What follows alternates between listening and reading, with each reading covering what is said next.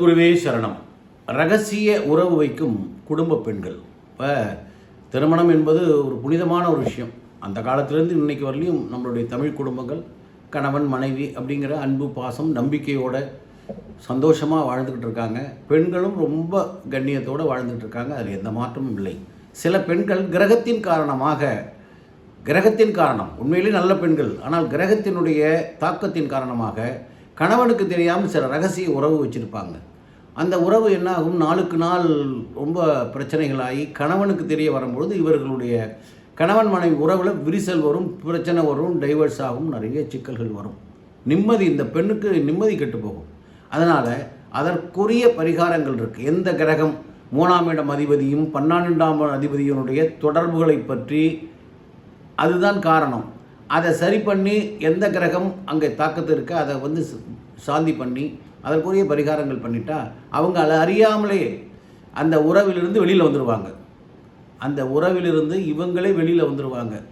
கணவனோட சந்தோஷமாக வாழ்வாங்க. இது நிறைய இடங்களில் நடந்து அவர்கள் எனக்கு அந்த கணவன்மார்கள் சொல்லி நான் அவர்களுக்கு அந்த பரிகாரங்கள் செய்து இப்போ அந்த மனைவியெல்லாம் சந்தோஷமாக கணவனோடு இருக்காங்க. அந்த கணவனும் ஃபோன் பண்ணி, ஐயா ரொம்ப நன்றி, என் மனைவி என்கிட்ட திரும்ப கிடச்சிட்டா, நான் நிம்மதியாக குடும்பம் நடத்திக்கிட்டு இருக்கோம், சந்தோஷமான வாழ்க்கை வாழ்கிறோம் அப்படின்னு. ஏனென்றால் ஒரு பெண் கணவனுக்கு தெரியாமல் ரகசிய தொடர்பு வச்சிருந்தால் அது கணவனுக்கு மிகப்பெரிய ஒரு பிரச்சனை தான். அவர்களுடைய நிம்மதி கெட்டு போகும். இவங்க 2 பேருக்குள்ள தாம்பத்தியம் நடக்காது. குழந்தைகள் இருந்தால் அவர்களுடைய படிப்பு, நிம்மதி, சந்தோஷம் எல்லாம் பறி போயிடும்.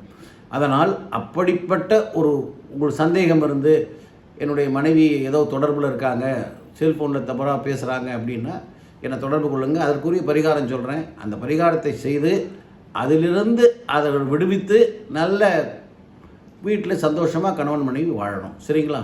அதுதான் கணவன் மனைவி உறவுங்கிறது ரொம்ப புனிதமானது. அதை நாம் காலமாக போற்றி வருகிறோம். இன்றளவு அது நல்லா தான் நடக்குது. சில பேர் வாழ்க்கையில் சில கிரகத்தின் தாக்கத்தினால இவர் இது போல் ஒரு தவறு செய்கிறோன்னு தெரியாமலே அந்த தவறில் போய் மாட்டிக்கிறாங்க.